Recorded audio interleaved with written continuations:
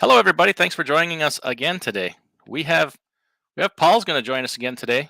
We really look forward to these. Paul brings just such a huge amount of knowledge and professionalism and experience to this industry, and we're all better off for it. And I'm happy to have him. Happy to call him my business partner and friend. And without further ado, let's get Paul in here. Paul coming in strong with the bow tie again today. Thanks for doing this again, Paul. Yes, sir. Yes, sir. How you doing, Adam? Excellent. Paul, for anybody that's new here, Paul is from a company, Freight Connect, fr8connect.com. And what Paul's main business is to connect smaller to mid-sized trucking companies with direct shipper customers. And nobody does it better. I don't know that anybody else really does it. Actually, I've received some cold calls from some people about that kind of thing. From the phone calls, their calls have been totally unprofessional. I think I've heard chickens clucking in the background, so I'm not really interested in that. But you're the best at it, and we're so glad you're part of this community. People ask for you all the time. Last time you were here, you said, "I want to do some writing. I want to do some thinking. I got a lot on my mind." You've written a lot. Just got a copy of the new newsletter. It's excellent as usual. So, what can we talk about today? What's on your mind? Yeah. Hey, appreciate that, and always appreciate the time that we get together, Adam, and everyone that's out there too. And so, as far as what we're talking about, I mean, we talk about the same stuff, and when I say that, I'm talking about freight transportation, but yet it all deals with the economy, right? I say it all the time that we are the economy dictates what we do. Without that, what are we transporting for, or what is it that we are moving? And it all has to do with people. So us as a consumer, we're all consumers. When we have money, we want to spend it, right? And whatever's out there, and it's got to get from point A to point B. But the thing is the way I'm seeing it, or the way I've always seen it, is that economics, or the economics of things, is pretty important. When you do go to a shipper, there's a reason why they're in business, right? And there's an economic of things that puts them there and keeps them in business, right? Yes. And it's the same way for us as in the industry, as a carrier, as a driver, or whatever it is that we do in our industry. So the key thing is having, the way I see it, is equipping yourself with that knowledge, about the economy, about economics. And it's one of those things that it has been out there a lot. What are they talking about now in regards to the economy? Well, there's two things that we can easily mention, and one is inflation, right? And the other one is the R word, right? Is recession. So there's just, even mentioning those two things, it impacts us from coast to coast. And so I just wanted to put something out there that kind of gave an introduction to economics. Sometimes that can be a scary word, because it can even sound boring, right? But it deals with everything that we do. So I just wanted to put something out there that kind of gave that introduction, so that we can maybe think a little differently about some things, and even about our business. Yes. I've read through this month's newsletter, and I got to say, it's great. Your information keeps me a little bit more level. It's easy to get caught up in the, oh man, things are awful, this the game's over, or whichever side. But I'm finding more and more, as I kind of mature in business, that information is where it's at. Right? Yeah. Emotion can weigh heavy on things, and we can snowball on that and come up with our own ideas of what's going to happen. Yeah. But facts are facts, information's information, history is history. And the fact of the matter is, we actually have been through things like this before. We really have. Now, things are different. Right. The economy is more dynamic Yeah. now than it was in 1907. Yeah. But we had Spanish flu, World War One. We came out of that. So let's set the timeline here. I'm skipping a little bit ahead in the newsletter. Is that okay? Yeah, yeah. Anywhere you want to Okay. go. So what I found interesting, and I really love this. This is maybe one of my favorite parts about the newsletter. Let me bring it up here so I can not misquote everything. So we go back to 1907, roughly, give or take. 07 to, what do we want to say, like 1914? Okay. Yeah. Or 07. Right. Let's say 07 to 1929. It covers Okay. a Yeah. broad time period. Yeah. We're looking at, let me get, where did that timetable go? Yeah, okay. Well, say, yeah, the Spanish flu started around 1918. Right. And we're going to draw the parallels between that and this virus thing that we just went through. So you have a table here that breaks it down, kind of the similarities of the timetables of what happened. Yeah. During both the Spanish flu and the virus we just had, both presidents, Wilson and Calvin Coolidge, Woodrow Wilson, Calvin Coolidge, they both contracted it. They Yeah. both contracted Spanish flu. And then today, Trump and Biden both contracted it. They were both a global pandemic with multiple waves. Spanish flu origin was largely unknown, and the one we had today was very highly speculated. We probably have a pretty good idea of where that came from. And then during the Spanish flu, we entered kind of into a world war with World War One, a lot of civil unrest. And during this one, we entered into not necessarily a world war, but we have a war going on in Europe with the Russia-Ukraine situation.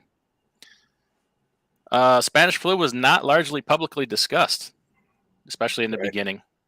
Yeah. And when this one came out, we didn't have a lot of information in the beginning of this one either. No. Far different, towards the end of it, right? Yeah. And like you say in the beginning, it was with COVID. It was there was information that was held, from the public, if you recall. But yeah, absolutely. So here's where it kind of got interesting to me: the economic condition during both of the illnesses, and then coming out of it. So Spanish flu had economic challenges before and after. We had World War. Coming out of it, we went into a long period of economic prosperity called the Roaring 20s, right? Oh yeah. And then coming out of COVID, halfway through, we had all kinds of stay at home. We had all kinds of stimulus money.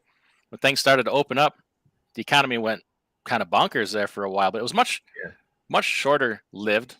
And I kind of attribute that to it is a more dynamic economy. Things change faster, right? Right. Absolutely. But nonetheless, because of the explosion in economic growth during both, it led to a downturn, a harsh downturn. After the Roaring 20s, we went into the Great Depression. It lasted for a while. Yeah. We're coming out the economic explosion from COVID has largely slowed down. All of the increased stimulus and government money created this inflation, and now we're seeing quite an economic slowdown here. What will be the duration? Will it be a new Great Depression? Who knows?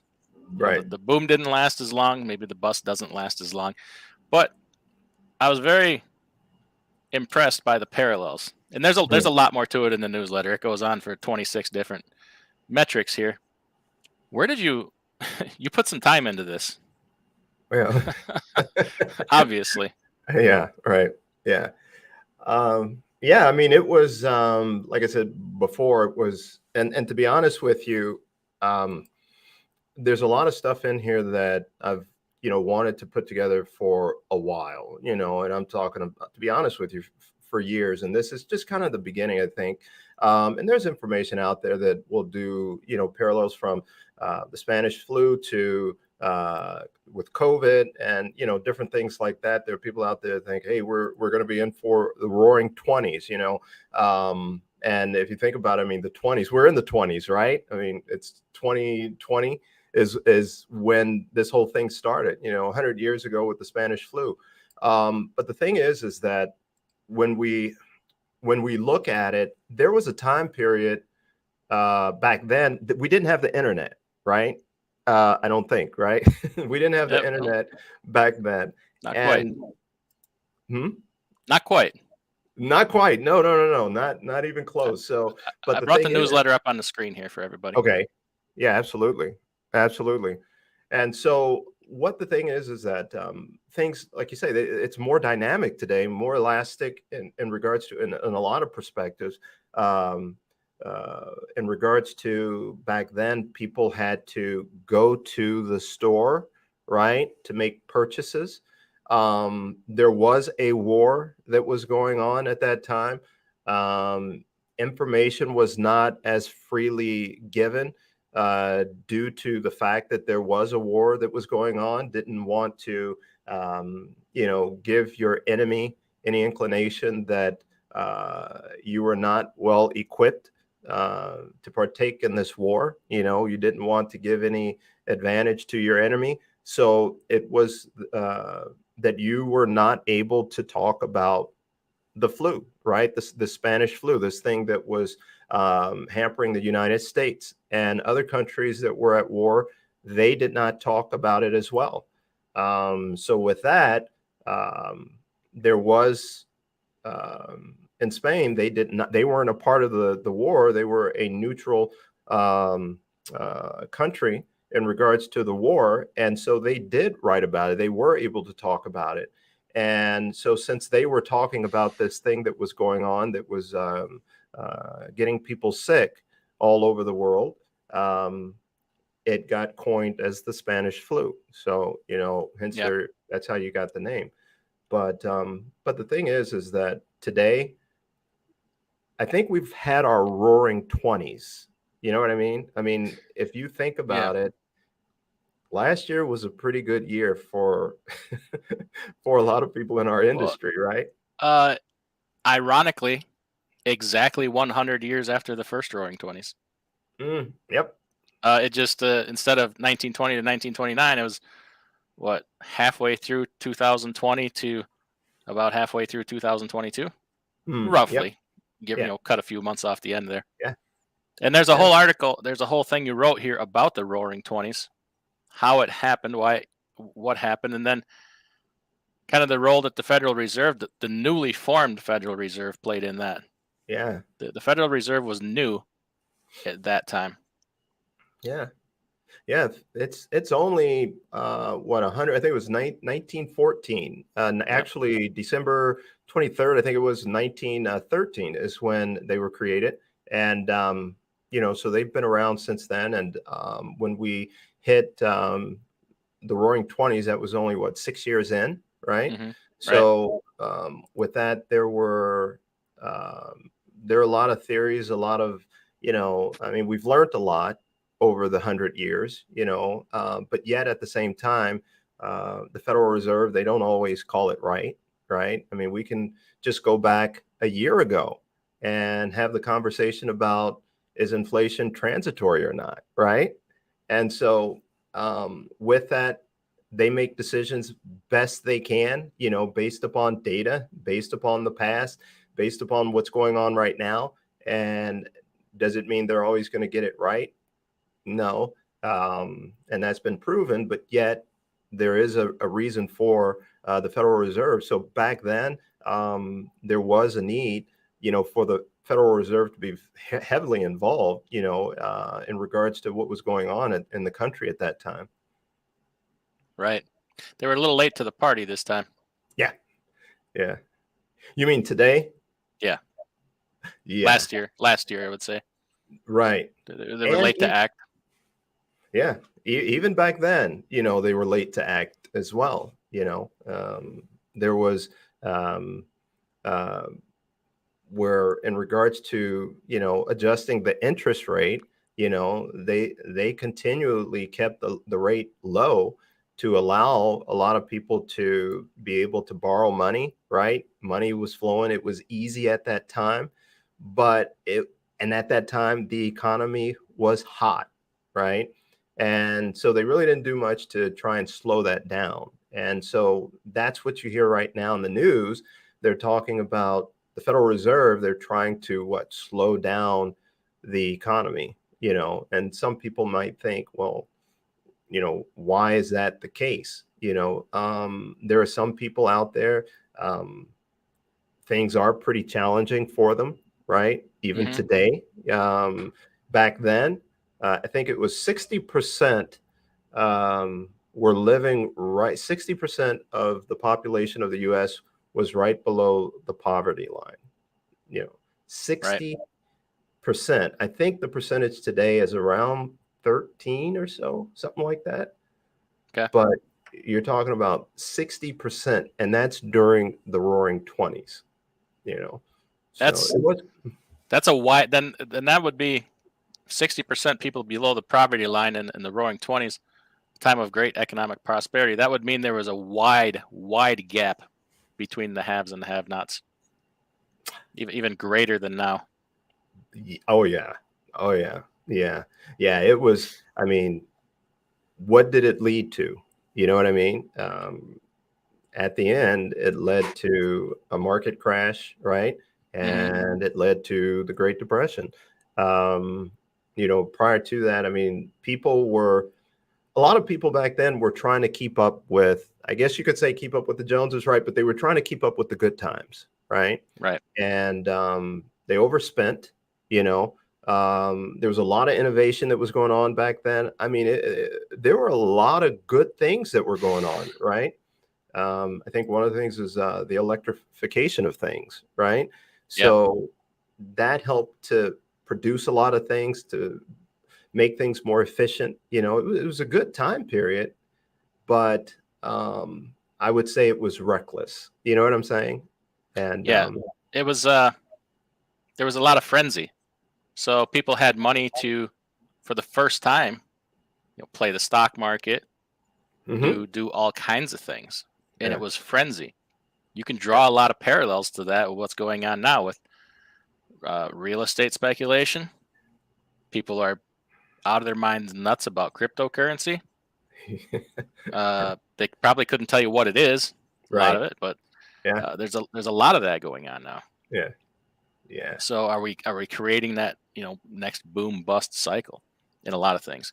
But in relation to trucking, it just kind of goes to show you it's everything old is new again at a certain point, Hmm. and things repeat themselves. And the fact is, we have been here before. Transportation, everything was way different in the 20s than it is now. Hmm. But we have been here before, right? Yeah, yeah, yeah, yeah. I mean, again, the economy was good, and then all of a sudden there was a downturn, and over the time period, I mean, even in transportation, there's been a lot of changes, right? Obviously, in many ways, and things will continue to evolve. So we may get to a period saying today, where we think, and I bet that they thought this back then too. The rates, they will never change. I mean, we're finally getting what we deserve, $10 a mile or $5 a mile or whatever it is, right? Right. Back then, I'm sure that the good times were rolling, right? And there were probably a lot of people who thought, hey, you know what? This is not going to end, and I'll be able to set my children up forever, right? Like you said, people putting their money in the stock market, putting their life savings in the stock market, and unfortunately, things did turn. We had banking failures. You talk about the Knickerbocker crisis. Yeah. We had large bank failures, towards the end of the 20s. Hmm. And, you going back, well, yeah, back then, most things were railroad, transportation was different. Everything was different. Hmm. We got to understand everybody's, yeah, but it's way different now. Well, yeah, it is way different now, but we also understand that when you look at these things, we do the same things over and over again. Yeah. Just like the stock market. What do? Yeah. Stock market crashes, everybody pulls their money out. Mm. Well, I mean, we keep doing that, right? Instead of putting money in when it's crashed, it goes up. Yeah. At any rate, Yeah. it's human nature at some point, some of Right. these things. Right. And yes, things are different. The transportation is different. There's a lot of trucking now, which didn't cross-country trucking back then didn't largely exist, what it was now. So yeah, Right. there are a lot of differences. Yeah. But that doesn't Yeah. mean that the end result on the very large scale, it doesn't mean that things are necessarily all that different. Right. No, no. I mean, yeah, I think that, if we planted ourselves back then, I would say we probably fit right in, in the sense that I think human behavior, whether we go back in time or go to another part of the world, I think we'll find a lot of similarities, right? Mm-hmm. And of course, even in dealing with the pandemic back then, the Spanish flu, you could read a news article from back then, right? And you would think it's talking about today, right? If you didn't know any better. So, in terms of dealing with things, we may not even be as too far removed in terms of being sophisticated and how things are handled. Some things are handled. So when we look at today, and then we go back and look at 100 years ago, there are things that we can learn.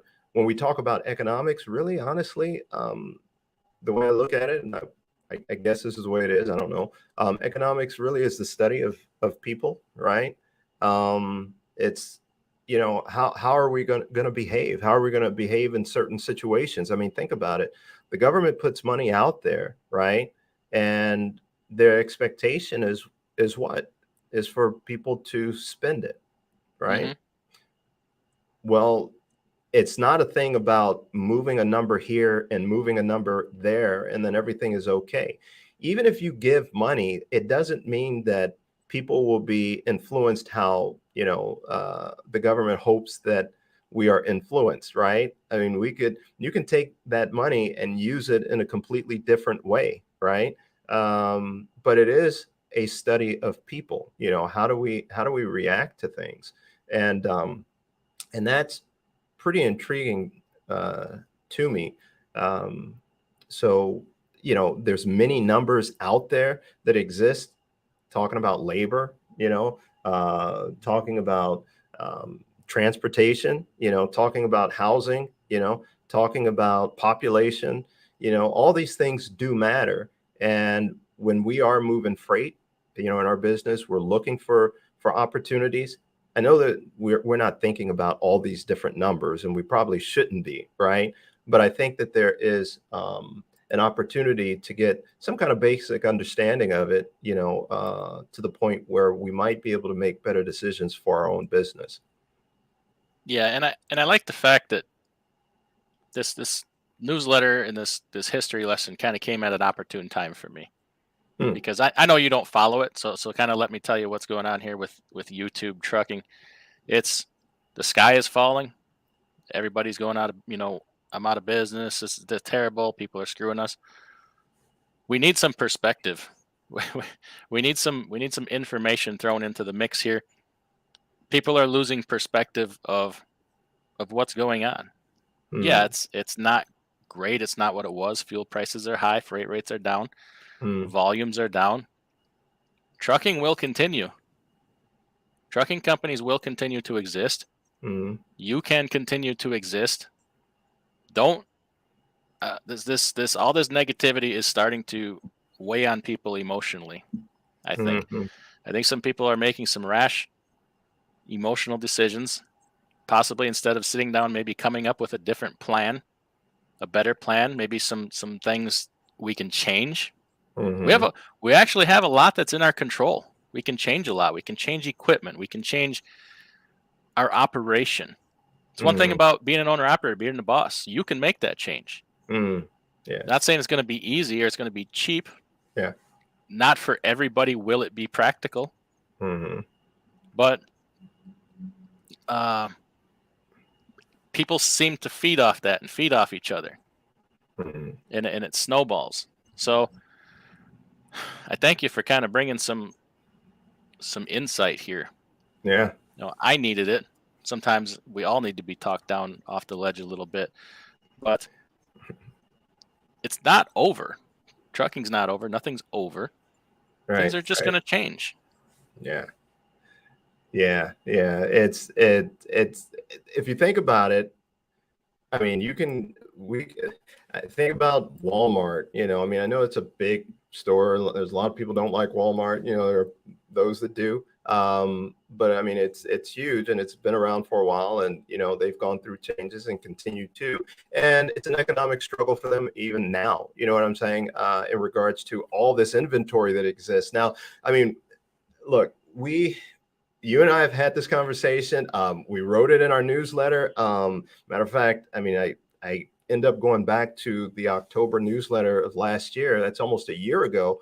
We talked about this. I mean, we brought Yeah, this up. absolutely. Yeah, we brought up about. You know what? I can distinctly remember the question I asked you and what we talked about. The question I posed was, Paul, we've seen some things pop up, and this was probably early last year. Okay. I said, we've seen some things pop up here that we didn't expect, and I don't think anybody expected. And I think some of the things were parts shortages, stuff like that. And I said to you, get your crystal ball out. I could probably go pull this video, get your crystal ball out and say, what else are we not seeing right now that's coming in the future? And we talked about inventory levels. We talked about what happens after people catch up, what's going to happen while they're catching up. Yeah. And then what happens after the situation is over, where people have inventory again, and they don't really need us anymore. Yeah.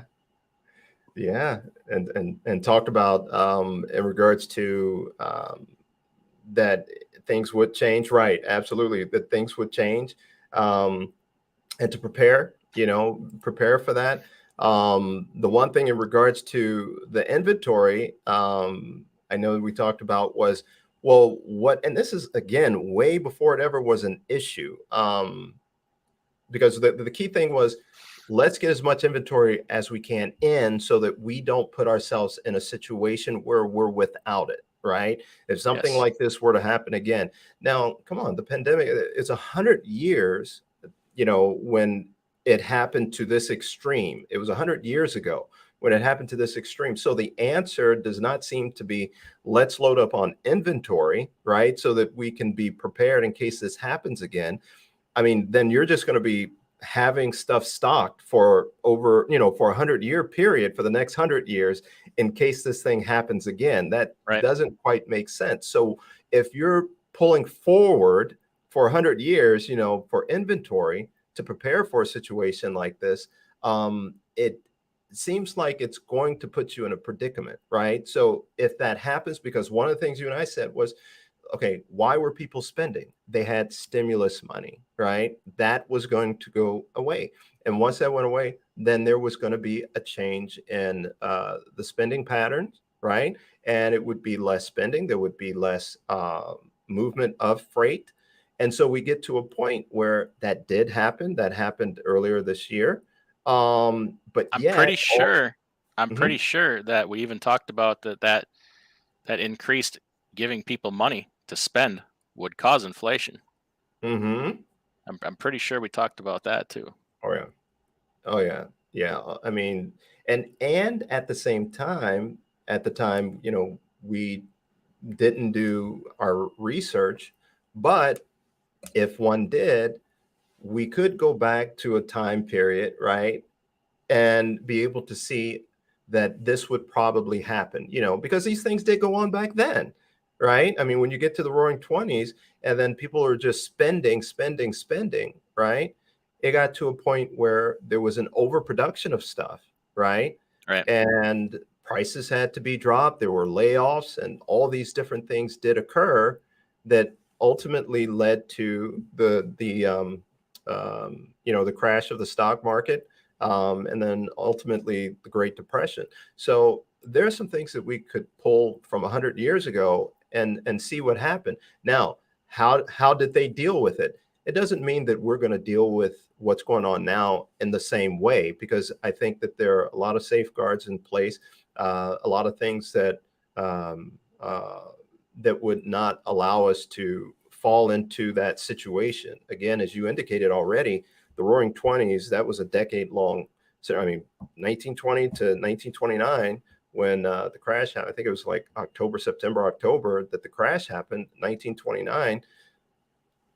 I don't see that at all happening, today.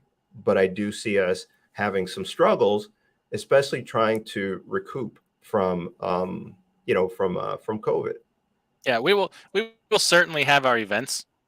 Mm, To sit here and try to predict what they are or how bad they will be would be, I mean, pure speculation, right? yeah. We Oh yeah. we may have some kind of stock market severe correction. We may have, who knows where this war goes. Does it turn into a world war? Does it escalate? Right. The fact of the matter is, what's happening is happening. So something is happening. Hmm.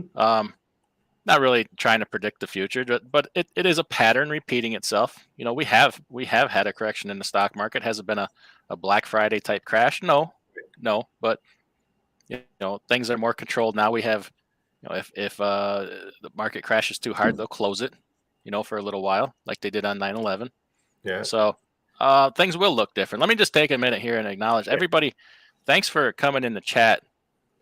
Really do appreciate it. We'll do as usual. As when we do these things with Paul here, we kind of like to get it all out there. Let Paul say what he wants to say, and answer a bunch of questions, and then at the end, I like to come through and read questions from the chat, because I don't want to disrupt the flow here too much. We're getting a lot of great information, and thank you, Snorlord, for $5 super chat. He says, "Hard times create strength." They certainly do, and they certainly learned that back in the 20s. Mm. Trucking with Diabetes, $3 super sticker, appreciate it. And Fate Trucking, super chat, he says, "Great topic." He wants some cookies, Paul. I told him about your cookie skills. Yeah. So we might have to talk about that later. Yeah. We gotta get that going. So back to what we were talking about. Okay, so kind of showing history. Oh, so we talked about the newsletter here. How can people get on the said newsletter distribution list? Let's plug you for a little bit here, because you're bringing all this to us. I want to make sure we properly put the word out here, how they can get this newsletter or get in touch with you for your services. Yeah, absolutely. Yeah, I mean, they can go to www.fr8connect.com, and there they can, put in their information, sign up, and it'll get them in the system so that they would be able to receive the newsletter. They can shoot me an email, paul.k@fr8connect.com, and I'd be more than happy to get them on the list, to get that out to them. Can I have just a moment here to so last year we talked about what you do. Okay. Right? Yes. We kind of brought it, I think January of 21 was the first time you and I talked, right around there. It might have been December of 20. Yeah. Your company and services were largely unknown in this community. This was kind of the first thing we did here. We met some resistance because the spot market was so strong. We got a lot of, I don't need that. I'm just going to keep making my money in the spot market. You and I talked behind the scenes, and I kind of told you, just hang in there. It says, "Gonna come a time when they need you." Yeah. And can I tell everybody right now, like, call Paul. I told you so. Like this, the spot market isn't what it was it? So now, the best time to have Paul go look for direct shippers for you would have been last year. The second best time is now. Yeah. You can't go back. You can't go back to last year and change it. It would have been way easier. Would have had a higher level of success. But you can still do it. Yeah. You can still do it. Yeah. So now that gold rush in the spot market is over, hopefully people's minds have cleared and said, "Okay, I see the value in that now." Yeah. we had to learn a lesson. So Yeah. now let's get back to doing business here, right? Yeah. Yeah, I think it's kind of like, coming full circle. And, one of the things I always say is that because what we promote obviously is getting connected with shippers direct, and being able to have, I guess we could maybe call it control. I mean, definitely not against brokers at all.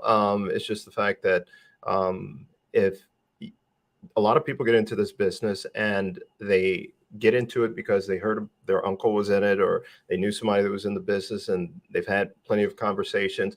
But there may be some things that you don't talk about, right? There may be some things that aren't talked about. And the big part of it is, how do I really get business, and how do I have consistency, right? How do I grow my business? Those type of things. And it's all about, hey, I'll get on the board and I'll find loads and I'll move freight. But when times are Can, good, it's go ahead. good, Yeah. right? Yeah. Can I Yeah, bring this down to myself being a truck yeah, yeah, driver? yeah, Can I bring this down to a level where we're all going to get it? yeah. So, Okay. owner operators independence. Last 2 years, we were at a house party, and every woman with loose morals was in there just giving it away, weren't they? That party has ended. Time to go home to your wife and start working on your family relationship again. Okay. Yeah. All right. Yeah. Time to go home to your wife, everybody. It's time to bring it home. Right. Yeah, yeah. Oh, yeah. So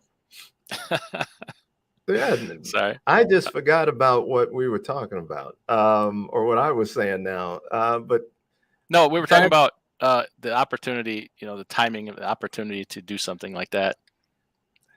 yeah. Yeah, you just got me off track there. So yeah, it is time to come back home. Okay. So like I said, it's kind of come full circle. So when times are good, they're good, right? And so we're out there having a good time. And then when times get more challenging, then it's time to do something different, right? But either way, there's an opportunity to find direct shippers, right? I mean, when times are good, meaning good for carriers, make those connections, develop that. Here's what I would say in that situation. Here's an opportunity to put yourself out there, right? It's an opportunity for you to be known, right? Because people are willing to listen to you, right? People are going to open their doors, right? Um, Man, the way you put that, I mean, it does make sense. Slightly inappropriate. I apologize for that. It's fine. I mean, it makes sense to the point where I guess that can drive the point home, for some. But the door will open, right, and people will allow you to come in, and you can have those conversations, and you can develop that relationship, right? When times are a little tougher, right, they're not opening their doors, right? So in terms of trying to develop relationships at that point in time, it is going to be a struggle. Although, as you said, it can be done. But the key thing is not necessarily thinking about what you can. Think about, how much money can I make, and that's all that I care about. And a lot of people did that, and that's fine. And it's a matter of, what did you do with that money? All that money that you made, because things will change, will turn.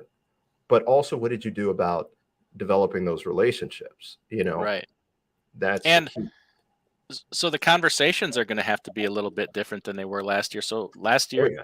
you could call places to acquire business, Mhm. and it was way easier. The conversations could be quite a bit more loosely guided. Yep. Now, you better be a good salesman. You better Yeah. be good. And if you're not good, you hire somebody good. Yeah. And that's when you need Paul. You hire somebody that's good at that.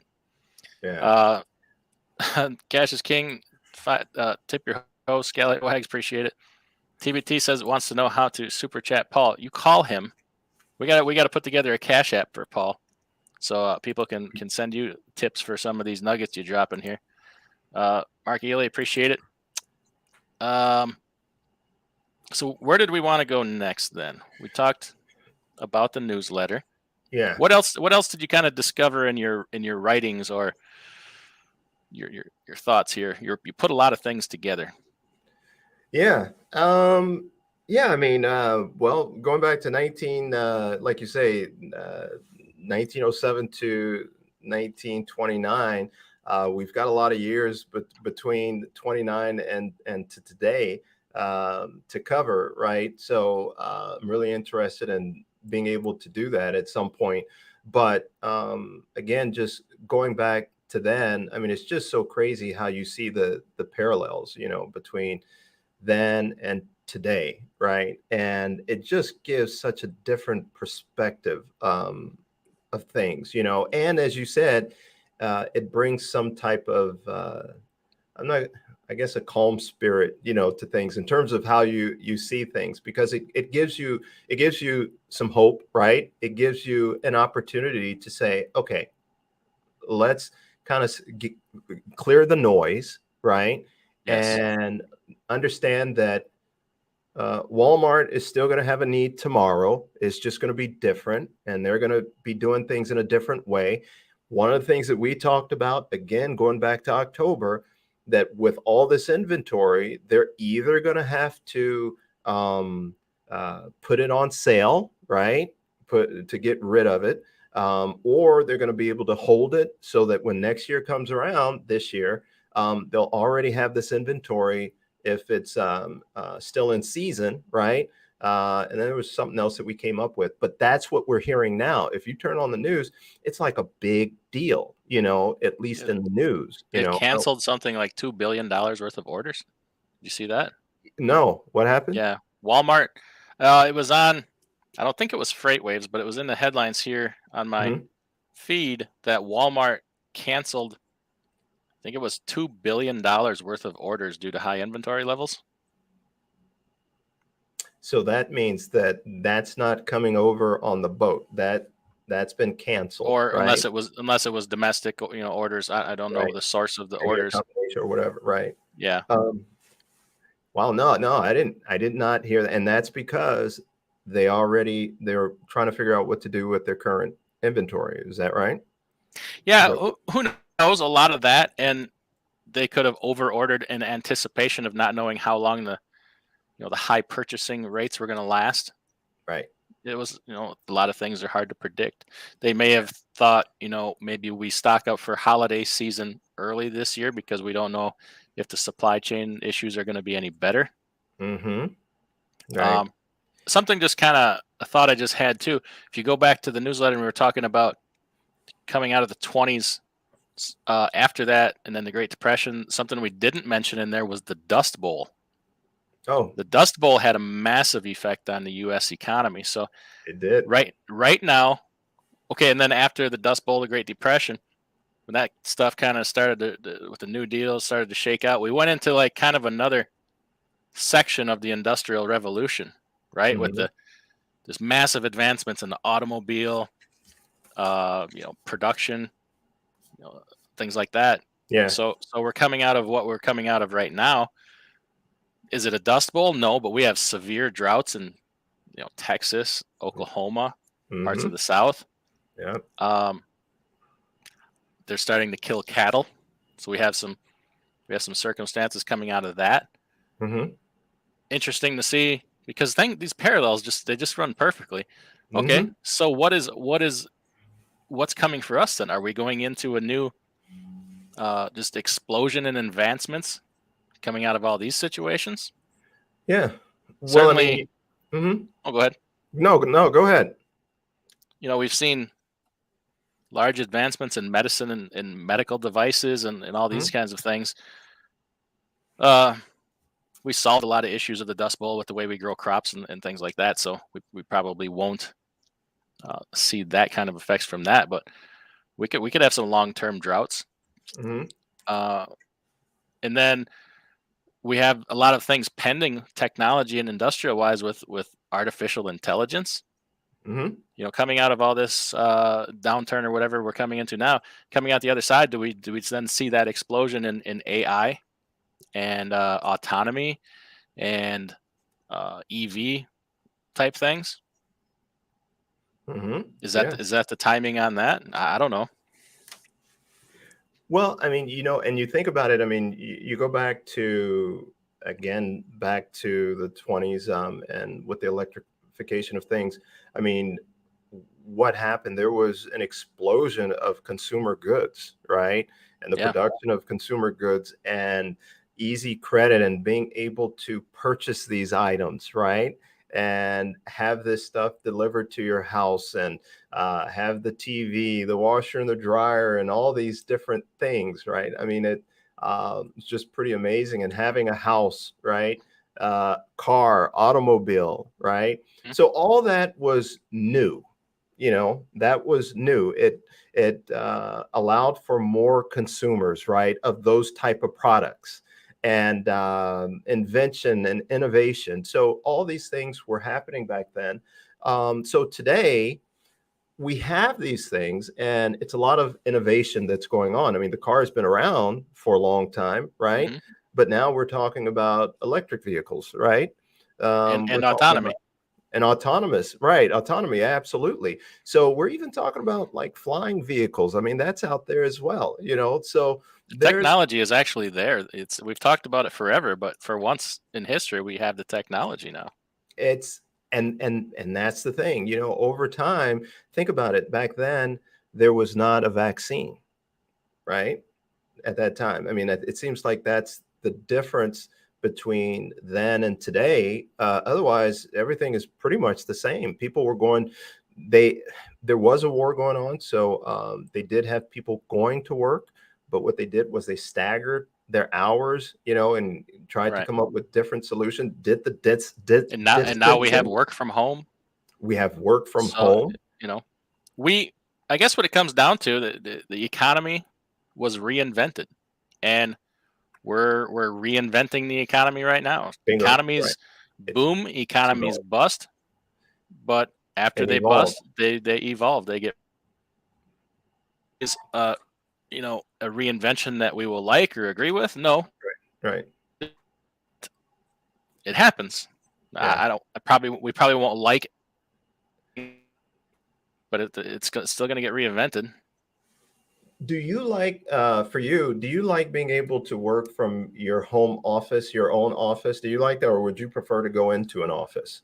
Um, well, this What? staying home running the company is kind of the first office environment I've been in. Mm-hmm. Um, and it's my business, so I guess it requires being at home. I don't think that I would fare well in an office full of a bunch of other people Mm-hmm.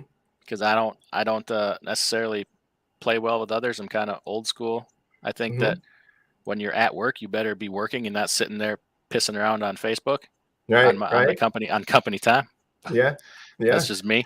So I Right. probably wouldn't do well in a public office environment.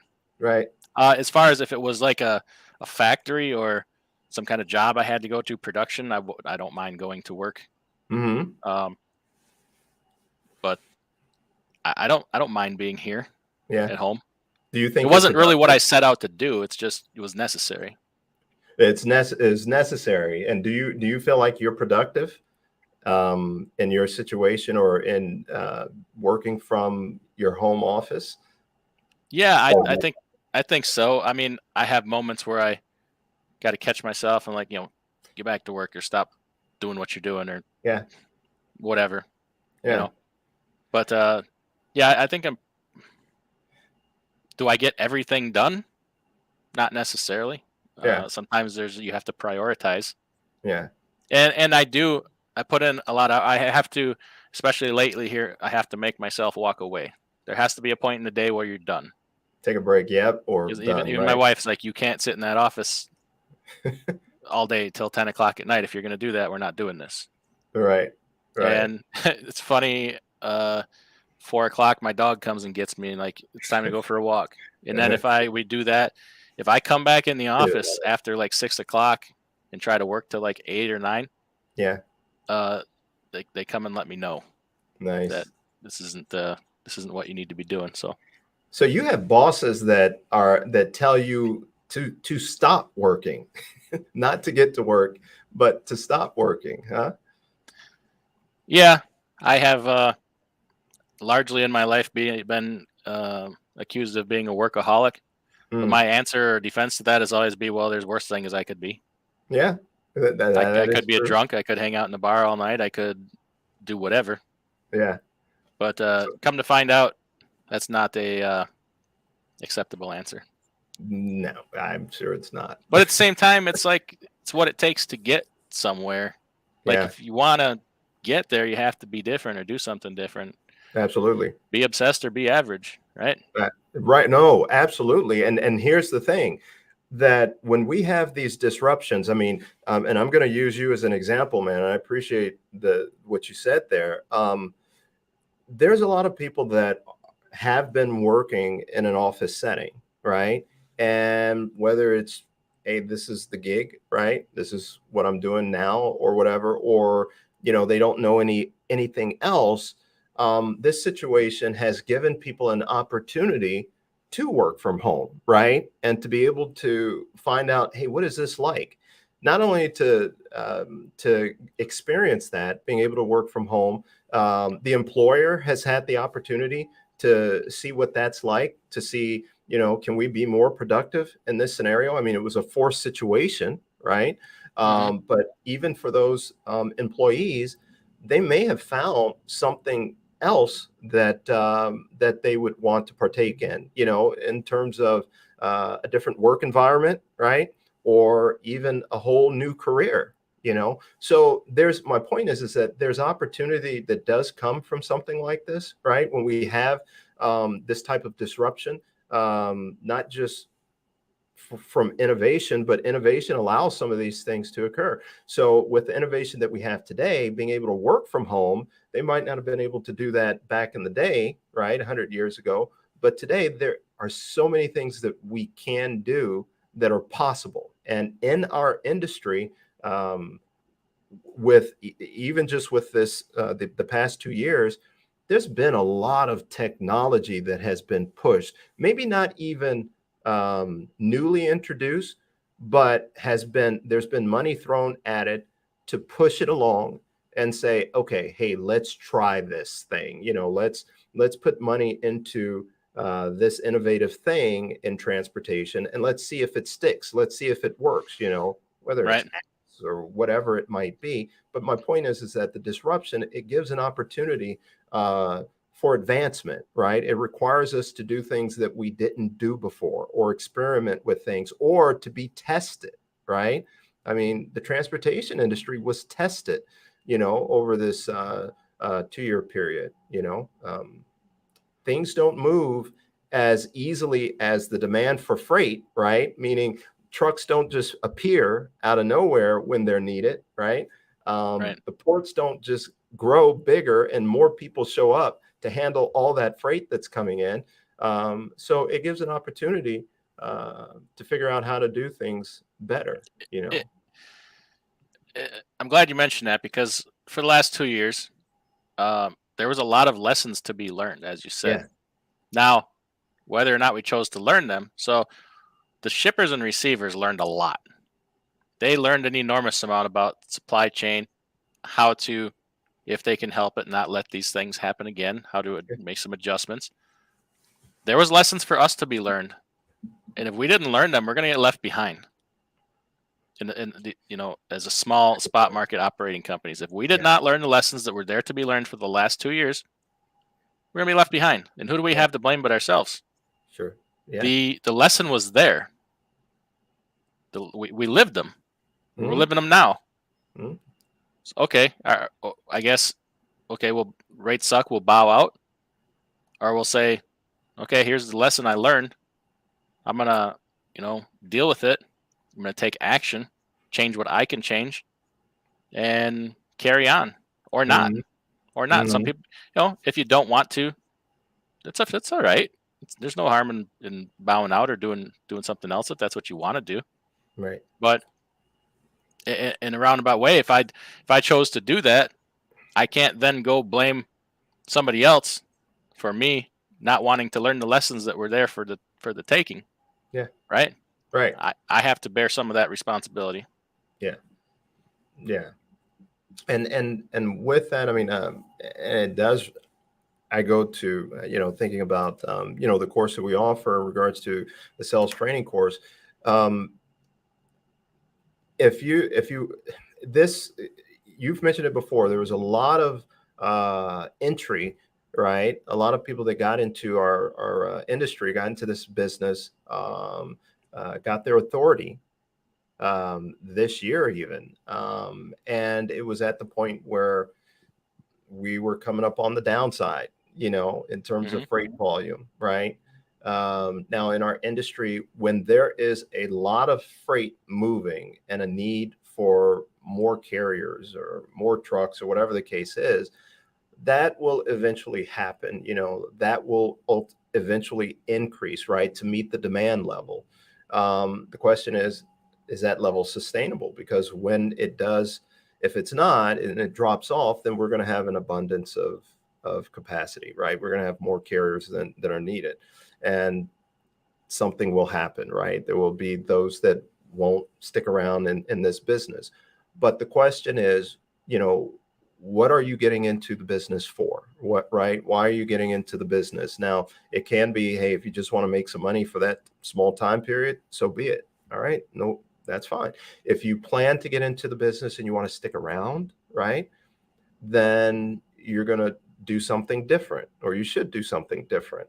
Um, you can follow the spot market, and that's cool. There's no problem with that. Or you can work to try and take it to another level. It takes time, it takes steps, but you got to go through those steps, right? And a part of it is communicating with these shippers directly. And so, yeah, we have a course that helps you train you to do that. And at some point, someone within your team is going to need to be able to do that, right? But not just that. I mean, there's, again, technology out there, and you and I have talked about some stuff, some software stuff, right? What's the best software for this, the best software for that? You need to be looking into those things. What do shippers want, right? What do shippers need? I mean, tracking is an easy thing today. At one point, it wasn't so simple, right? That transparency wasn't there, but it does exist. And as a small carrier, that's something that you can provide. And there are other things as well, but you have to be attentive um, to what you're trying to attract. If you're trying to gain customers, right, direct shippers, what do they want? What is it that they need? What's important to them? Where are they headed? What does their business look like? Do they have too much inventory? What are they planning to do with that inventory? What is the fourth quarter going to look like for them? What are the challenges that they see that they're going to run into? And so some of these things that we talk about, like in the newsletter, again, going back even a year, if these are things that you allow yourself to think about, right, and process and do a little research, look at some history, look at some numbers, look at some data, understand some things, then you might be able to come up in your own mind as to what direction makes best sense for you to go versus just doing the same old thing over and over again, right? Because I do hear a lot of people say, well, I'll just have to wait until things pick up. Well, okay, what are you going to do in between time, right? What are you going to do between now and then? Because we don't know when it's going to pick up, Right. whatever that means. So, yeah, so it's a matter of, you know, really making that decision and doing things that are going to make a difference. I don't mind. Give me a call. We can talk about some things. And at the same time, when I say that, I'll be honest with you, I learn a lot when I talk to other people. Right. And I don't just talk to anyone, right? From the standpoint of when I talk and what I intake, there's some things I have to filter, right? I have to make sure that I'm not taking in the stuff that is going to not be a benefit, right? But yeah, I don't mind having conversations. Okay. Is it too late for people to get direct shippers? It is never too late. And in the sense, maybe like last year, if you're looking for direct shippers that are going to give you, what is it, $10 a mile? Yeah. That ship has come and gone, right? I don't know when you'll see that one come back. So, but no, they're out there. And if you think about it, when you say, is it too late to get direct shippers? They always exist. You know what I mean? They're always there. Yeah. So if you're talking about going out and getting them, then yeah, you just got to figure that one out. How to develop that relationship Right. and You're earn the business. just gonna have to be a sharper business person with more, hone your skills. Oh yeah. Hone your skills. And if you don't want to or can't, that's where somebody like Paul comes in. And if you don't have a sales team and you don't want to hire Paul, guess what? The broker is your sales team. Yep. And you use brokers. Brokers are your sales team. If you don't have a sales team, the broker is your sales team. Absolutely. That's their niche, right? So That's right. somebody has to do it. If you don't want to do it, you got to pay somebody to do it. Yep. Shippers are not most times going to come to you.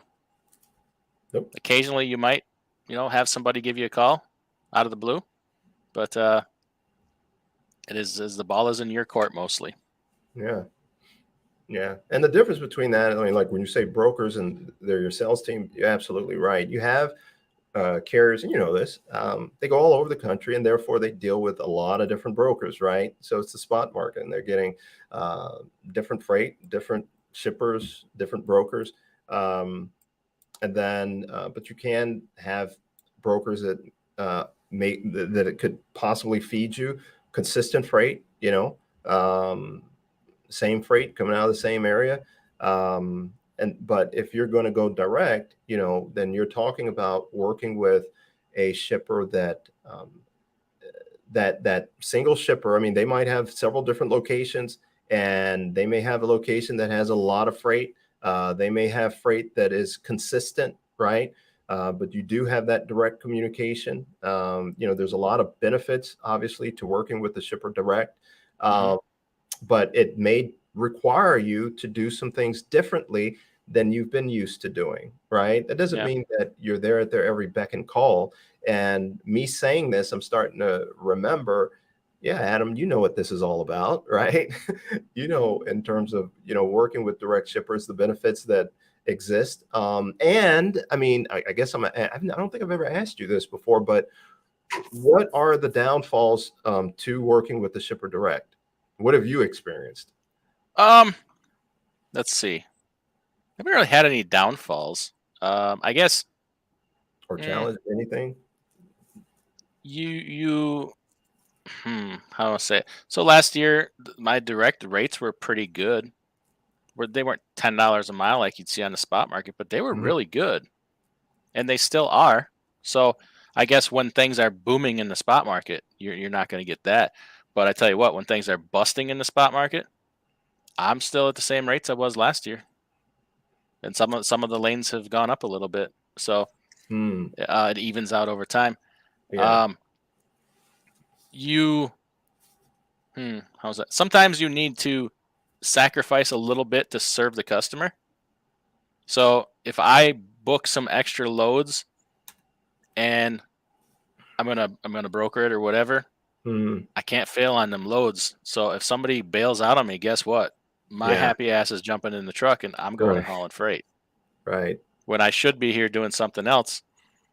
So you're gonna make some sacrifices to keep serving that customer sometimes, which it's not necessarily a bad thing. It's just what you need to do. I've not had anybody treat me badly or be rude to me. They want their freight moved, and I want to move their freight. No, I haven't had any real negative. Oh, a lot of the stuff I do has some seasonality to it. Right. So I will go through periods like so far, between spring and now, they have been pretty slow. But you know that going into it, if it's a seasonality, so that's not unexpected. But I just found other things to do, and it's starting to. The season's about to get rip roaring here, so we'll be back at it. Yeah. Eric B. Eric B. says broker is not here to help you. You didn't hear me say they were here to help you. You heard me say they were here to be your sales team and do the job that you don't want to do. There's a difference there. Yeah. And you can. Well, we're not even going to get into that. but that's a different topic. So yeah, I've had my experiences overall, and I've had to say no to a lot of the things that some of the direct shippers have wanted me to do because I just don't have the capacity to move as much as they would like me to. But Mm-hmm. they're okay with that. They're fine with it. They Right. didn't get mad when I told them no. I just said, hey, well, if I took this freight and didn't move it, you would be mad at me. So let's not overpromise here. Yeah. And they're Right. like, okay, well, when you get there, let me know. Yeah. I have one place that's still waiting for me. He's like, yeah, man, just call me. And Mm. I intend to call him here when things get ticking off. I'm thinking about adding a couple more trucks back on here to provide some extra capacity. Made a few changes, but Mm. I'm I'm actually kind of excited right now. I think that I'm well positioned right now for even better than last year. We made some changes, small changes here in the company, Yeah. and I think it's helped, and I Okay. think I'm well positioned right now. Okay. I freed up a little bit of time for myself Good. to work on some things. Very nice. Now I keep ending up back in the truck a little bit here to to cover some loads, but Yeah. hey, that gives me a different perspective too. Yeah. Yeah. Yeah. Keeps me in Absolutely. touch with with what Yeah. goes on out on the road. Yeah. I'm not on the road full time anymore, and I don't ever want to lose touch with that. Yeah. Um, so do it a little bit here and there. Yeah. Yeah. I'm listening to you, and what's coming to my mind is, um, I used to work in an office setting, right? Corporate and what have you, and dealing with, and it was all new to me. When I first got into the workforce in that way. But what I'm hearing you say, it is not at all far removed from what goes on, in these big corporations, right? Um, you have a business, right? And you have customers, right? And you have to treat these customers as your customers, as clients, as you do not want to lose them, right? And you get to learn your clients, and you get to learn how to take care of business, right? How to handle your business, right? There's some things that, just because you're the boss, so to speak, right? Hmm. That doesn't mean you just do whatever it is you want to do, right? If you're the CEO, your job is not to come in and tell people what to do and go home and then just live the good life. I'm sure there are those that do that. But being the CEO, you are to guide the ship, right? You are to know the temperature of You're what's to be a going leader. on, be a leader, There's a right? difference Yeah. between being a boss and being a leader. Yeah. Yeah. Um, I've from the beginning have tried to focus on being a leader. I have never told anybody or asked anybody to do anything that I have not done or wouldn't do, Mm. and still go out and do it. Yeah. Just as a reminder. Yeah. And And you go ahead. oh, go ahead. No, no, no. Go ahead. Um, l- and doing it will make you a better business person. So Freight Relocator says, can a single truck carrier benefit? Absolutely. I started when I took on my first direct shipper. I took on two at once, and I was one truck, Hmm. and I would just kind of alternate between hauling for one, hauling for the other. They're fine with that, but Yeah. it's going to make you mature into a business person That's the rather key. than just a truck driver or just an owner operator, That's because the key. you're gonna have a way.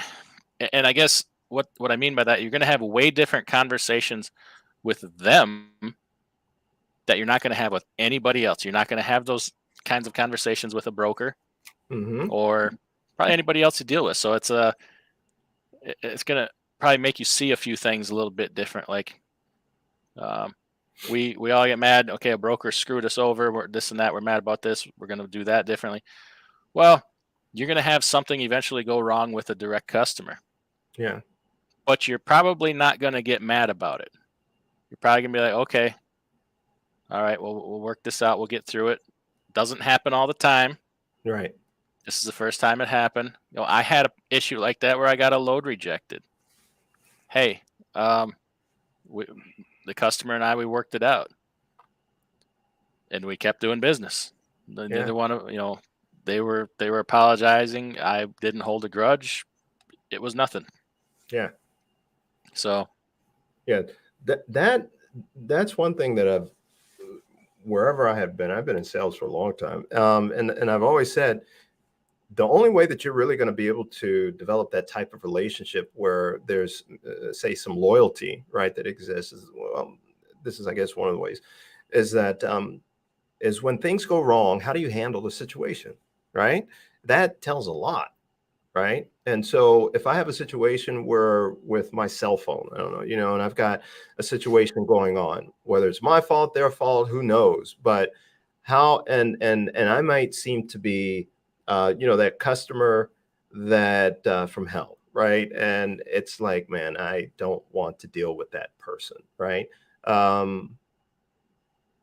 You can build a relationship, a really strong relationship with clients based upon how you handle situations, right? I'll give you a quick example. Back in the day when I did mortgages uh, and consumer loans, we had a client that would come into the branch office, right? And I had been promoted. I was the branch manager. And this guy came in, everyone ran. I didn't understand it. I mean, it was like there was, I don't know. There was just something about this guy and no one wanted to deal with him. And they ran. I mean, he would come in the front door. I'd see him come in, everybody go to the back. And I couldn't figure that one out. And I asked later, why? Why'd you guys do that?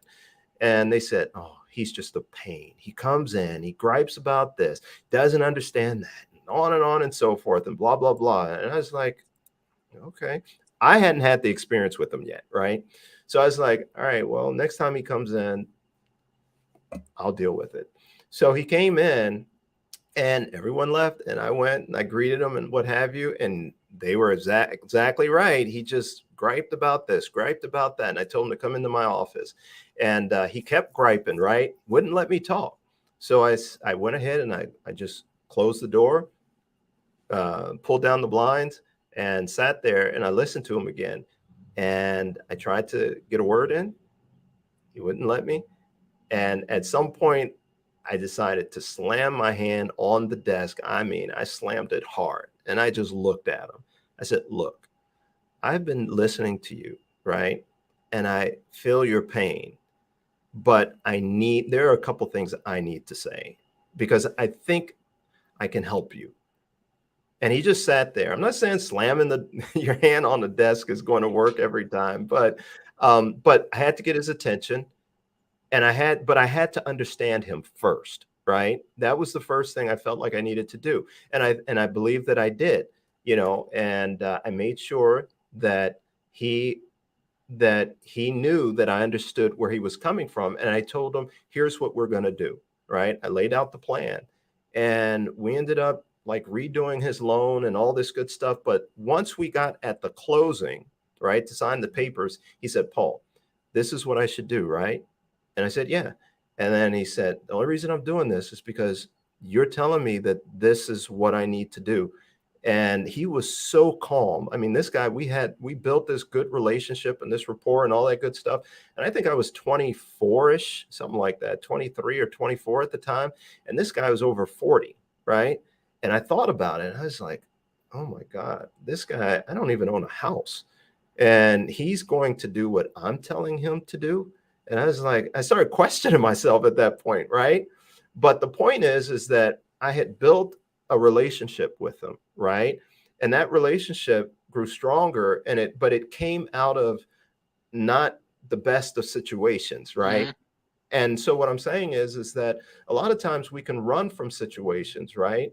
And where does that get us? That just takes us back even further. But if we run to a situation, right, there's a lot that we can learn and we can grow from that, right? Whether it is gain a client, whether it is learn how to talk to people, whether it is gain more knowledge in regards to our craft, right? That's what we need to go toward versus looking for the easy way, or a way out. You see, things aren't always going to be easy, but here's the thing, they get easier, right? And Right. as we grow, we gain more things. We gain, you do have more responsibilities as you move up, right? But you learn to handle those things. And so, Yeah. yeah, Do you know what happened in that situation? for what? When that guy would come in and just hoot and holler at everybody, Yeah. everybody sat there and tolerated it. By Mm, tolerating that, they were teaching him how to treat them. yeah. They were teaching him that I need to come in here and hoot and holler and treat people this way. And when you stopped him dead in Okay. his tracks, you explained to him, listen, I'm not going to tolerate this from you. So you need to find a different way to treat me. Yeah. And he did. And Yeah. then you were able to work it out. And with some of these customers and shippers and people you're going to be dealing with, when there's a problem, they're going to learn a lot about you. That's when they're Hmm. really going to learn about you. They're going to Yeah. learn about you in the good times. It's during the Right. bad times is what they learn, what they need to know about you. Yeah. And if you leave them with a good experience, it's going to count for a lot. That's what cements a relationship Yeah. with a Yeah. customer. Yeah. And the goal was not, we already had him as a client, right? So the goal was not to earn his business, right? The goal was to service him. You see what I mean? Hmm. So, however that may be, I could slam my hand down and try to take control and I'm the man, right? That was not the goal. That was not what was, and it didn't bother me how he was talking to me. I mean, at some point in time, there's where, no, enough's enough. You can't talk to my employees this way or whatever the case is.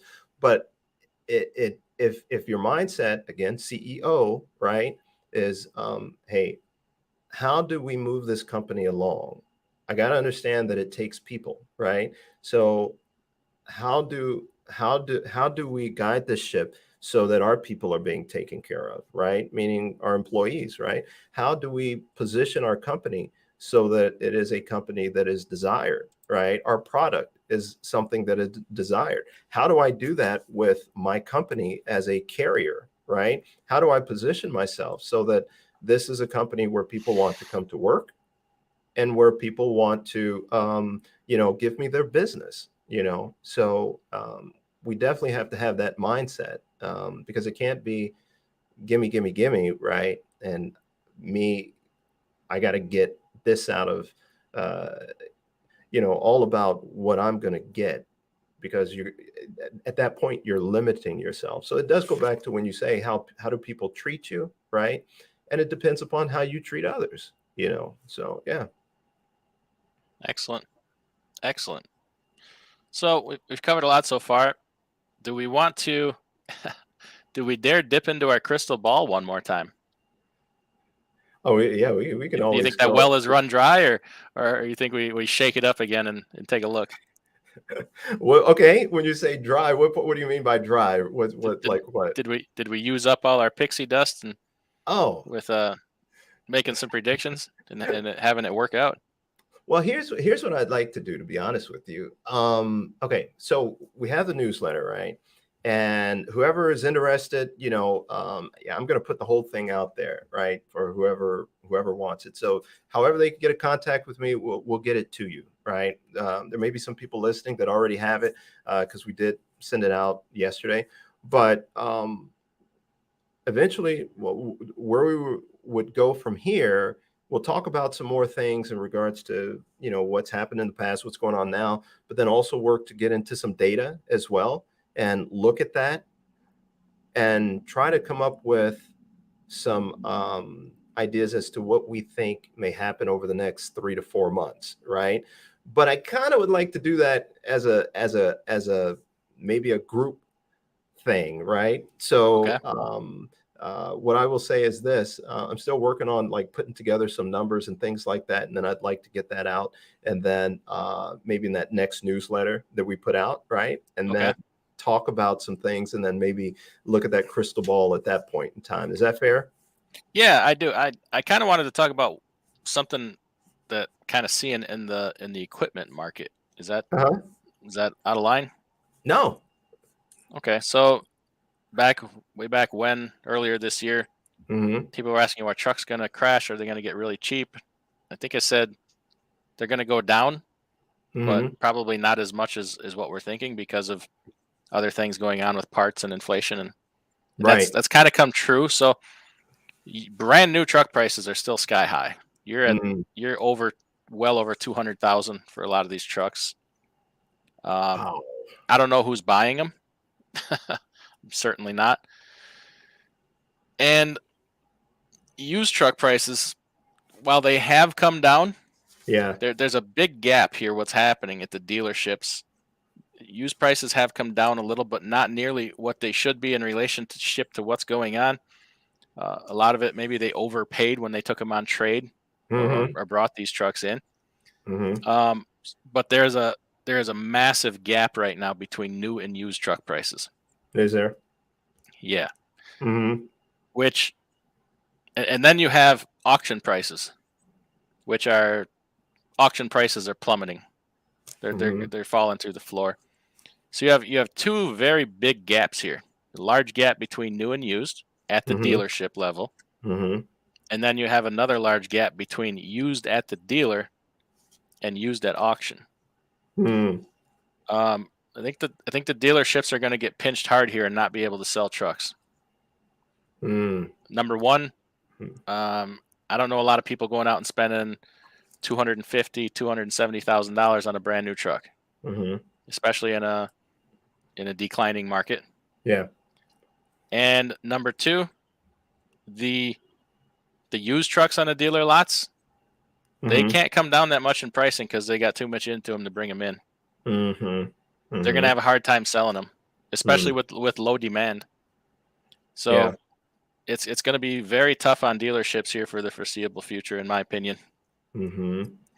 to sell equipment. Mhm. There's because they can't drop the prices on used trucks to compete with auction. Yeah. If they brought the truck in for $50,000 and they're trying to sell it for 60 or 65, they can't drop it to 20 to compete with the auction prices. Mhm. So they're stuck with trucks Mhm. in a time where a lot of people aren't looking to buy. So Yeah. hopefully they made their money last year like they tried to, because to me they're in quite a pickle right now. Yeah. Yeah.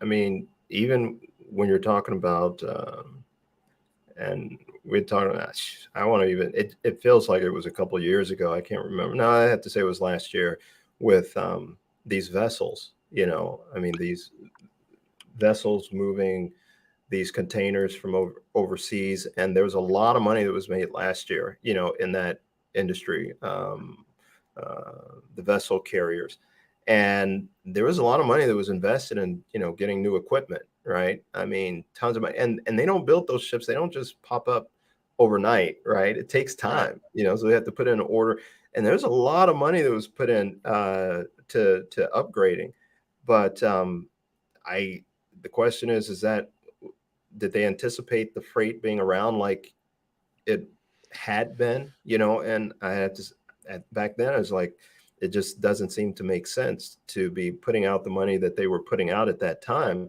Yep. today. So like when you're talking about equipment, so at the auction, are you finding, is there a lot of equipment that exists Yeah, uh, auctions are getting they have a high inventory. They're coming in? It's coming in, Yeah. huh? Yeah. Yeah. And I haven't really figured how this one sorts itself out yet. Hmm. This is this could create a whole nother disruption in the equipment market that we didn't see coming. Okay. And I haven't put a lot of thought into it to kind of see a way out of it. I think honestly what needs to happen is they need to step up the export market. They need to export a lot of this equipment out of here to Mm. get some semblance back in the market. Um, I've not really been one to consider buying auction equipment just Mhm. because from my farming background, I know that an auction is a place you get rid of your problems. Mhm. It's a place you sell, not really a place you buy. But Yeah. that being said, too, not every piece of equipment at an auction has problems. That's not a Yeah. realistic statement. Um, but then again, I don't want them to export equipment just to artificially solve a problem in the market, because that's not fair to us. Like Okay. we as truckers, we went through some stuff to get to this point where trucks would be cheap again. Yeah. We deserve to be able to buy them cheap trucks. Yeah. People like myself, small operators, there is no way we're paying $250,000 for a brand new truck. Mm-hmm. Can't. Yeah. Yeah. When I can go out and buy 7 relatively less than 500,000-mile trucks Yeah. to 1 brand new one, Yeah. or 6, or even 5, whatever. Say 5. Right. Maybe that's more reasonable. Mm. There's just no way. Yeah. And to take on those kinds of payments. So you're going to have people buying, you always will. But I don't know, a That's little bit. well, that's a lot. I mean, and I was thinking about, I was like, wow, I mean, what's the markup on that? And then I started thinking, well, you know, the cost of things has gone up on everything, because I remember when Daimler was talking about, having to could not fulfill orders. You know what I mean? They said, hey, we have orders and we want to be able to fill them, but we can't. We're short on parts. We're short on people. There's just a lot of shortage, and it was like at one point the orders were 6 months out, right? And then it went to a year out, and then they went to canceling orders, and it just became a situation where it just became that type of situation. So when we start talking about this 200,000, 225 K for a truck, then I guess what is that, Adam? That's a combination of all these things that have been going on, and It's a result of what we just went through. mm-hmm. That's the culmination of everything we just experienced. Yeah. And looking back, back to last year or whatever, year before, Mm-hmm. we said that like $10 a mile is great for us. Yeah.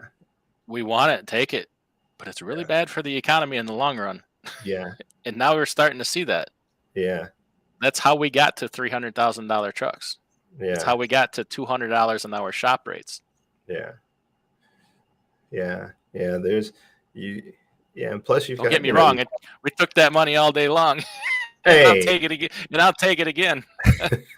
I remember January, man. I'll never forget it. You and I were talking, and I think we were talking maybe something about the newsletter. I can't remember, but you're like, Paul, I got to be honest with you. And right, I mean, it seems like I'll never forget it. You said, I got to be honest with you. Freight is just easy right now. It's like you said, I mean, it's just easy. I mean, you get your asking price, it's there, and so, no one is going to be really trying to, I guess, develop those relationships and things like it was easy, Yeah. and so we're here today, and then so wages have gone up, right? I mean, when one thing goes up, something else goes up, and everything else goes up. But when these wages have gone up, they've also it's got eaten up as well, with the prices of everything. So and wages haven't kept up to what is a new pickup truck, $90,000. And rent is, and homeownership is through the roof. Like, yeah, we may actually be worse off. But I don't know. It's how we got here, and the equipment thing. Mm-hmm. That's something we kind of saw the pricing. I didn't see that huge gap. So if you're talking 250,000 for a new one, and I mean 500,000 miles, you're talking 60 to 80,000. A gap there of, depending on the truck and the features, $60 to $80,000. You're talking call it $175,000 gap between a truck of brand new and a truck of 3-4 years old. Yeah, that's craziness. Yeah, it's a no-brainer. That, I mean, yeah. Are you finding that? I mean, like, so for the new trucks, are they putting them out, or in the sense that, I mean, I guess there's not people buying these every day, right? But Are they Well, available? I mean, like on the dealerships with, yeah, cars.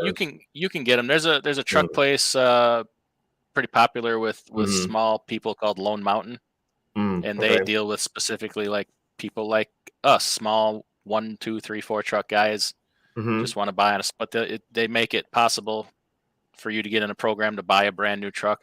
They okay. were without trucks for some time Mm, in in a period for the last 2 years. They have trucks now, but they are knocking heads off with them prices. I mean, you couldn't even afford the down payment.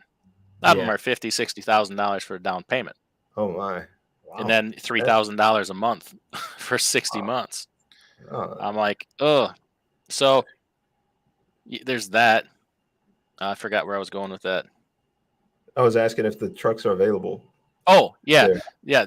Dealer lots. Seeing a lot of trucks on dealer lots, Mhm, but a lot of what I'm seeing is a lot of the same trucks. So they're fleet orders coming in. mhm, They're filling mm. those fleet orders. Oh, okay, okay.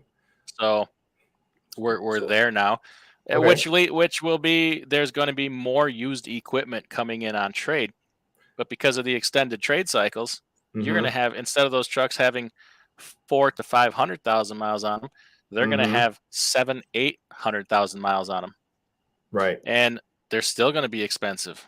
Mhm. So it's Yeah. this equipment market is messed up, and I don't. Short of things miraculously turning around and freight getting really busy again, I don't know what helps to really sort this out, the Mhm. equipment market, or just Yep. like I said, exporting the crap out of equipment. Which Mhm. maybe that does happen because I don't know how the rest of the world went through this equipment and supply chain shortage. These Mhm. South American countries, you never heard anything about them. Russia, did they go through kind of what we went through where they had lacks of equipment? Well, if they did, Mhm. they're going to try to pull a lot of that used equipment and export. Mhm. I don't have any information on that. That would be interesting to know. Yeah. God, there was something I almost read it, and it was about, I want to say it was South America, but I don't remember. I didn't read the article, so I don't know.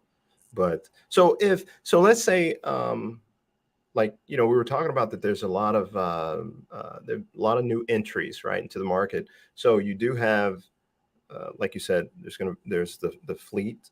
They're gonna be trading in, turnover what they have. You have those that may exit the market. So do you see this allowing some kind of way for things to start to balance out, in regards to the supply and demand, where like right now, freight volume, it's still elevated when we compare it to your pre-COVID times, right? Right. I mean, we still have that, but yet it's not enough, right? And that's because of the change in capacity, right? Um, that's a part of it. So do you think this will help to even out that, to help out on the supply side where Yeah, I mean, logically, if we're just mm, working off of logic and a line of thinking, you mhm, would say, yeah, that's kind of happens here. But we have all these outliers that's still throwing a wrench into markets. We're still having real parts shortages. This equipment thing is messed up. Okay, so if freight becomes available, can people afford the equipment? What if the credit markets tighten? So if banks are taking back all these trucks on repossessions, they're not going to want to write a whole lot of truck loans next time the demand is there. They're going to have a yeah, sour taste in their mouth. So does credit tighten? Okay, we've been in an environment we've been jacking up interest rates, nearly 1% at a time. In the mhm, next few months, what are interest rates? So then, if you're going on an overpriced truck now, instead of paying a reasonable interest rate, you're paying 3 to 5% more. So what does that do to the price? mhm, Um, we have a pending worldwide disruption with a war, mhm, and possibly another one. There's saber rattling with the whole Taiwan situation right now. mhm. Um, we have droughts. We're dealing with. Yeah, that's I the don't know. It's really hard. The laws of economics still apply. mhm, They just a little. little more volatile. Yeah. Well, I mean, and you're right, right? With that, that's a good word to use. And the thing is think about it. The Federal Reserve is saying that the economy is hot, needs to slow down, right? So it tends to fall in line with the slowing down, whatever your definition of that is. Um, so for that, not saying that their efforts, we're seeing them impact things right now. They will show up. It will show up. We don't know what that will look like. So, like when you say, there's a lot of outliers. I mean, there's a lot of question marks. There's a lot of uncertainty. There's that word we haven't used in a Yeah. while. Yeah. There's a lot of uncertainty. So if we do fall into the logic of things and say, okay, economically speaking, with what the Fed is doing, we want some of these things to happen. It doesn't feel good, right? I'm not saying that it's okay to for there to be for jobs to go away, due to some of these efforts. We don't want that. But here's the thing: when one thing is done, there's going to be some people that'll benefit, right? There'll be some people that will not benefit and maybe have to reinvent ourselves, and whatever the case is. Mm-hmm. Two things. One, again, I'm talking trucking, but this is for anything. Know these things, right? And prepare. Do some of the things that you need to do to prepare for those type of situations. Secondly, in our industry, we have talked about there being too many trucks in the market, right? Too many people maybe in the market. And if there is a pullback on that, then we may see, rates get a little better, right? And be able to see a little more freight come our way, and be able to start, conducting business in a better way, that we feel better about what we do. So something has to change. There are some things that are changing. We have to try to position ourselves best we can for that, but know that it's coming. So, I kind of. Oh, go ahead. Sorry. No, go ahead. I like the thing you brought up about the uncertainty, but then we have things that we are certain of. Mm-hmm. We just don't know how they end because we haven't experienced them before. Okay. Like What? this equipment thing. And let's not, something we didn't talk about. Yeah. Talk about uncertainty.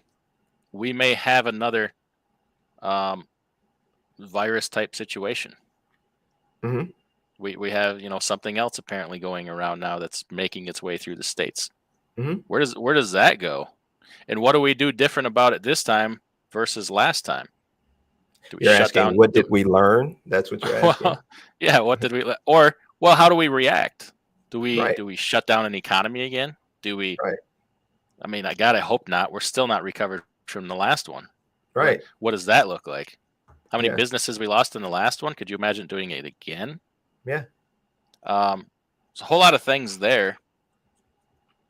And trucking, we as small trucking business owners, oftentimes we're the ones driving, right? And then like, well, trucking's so different from any other business.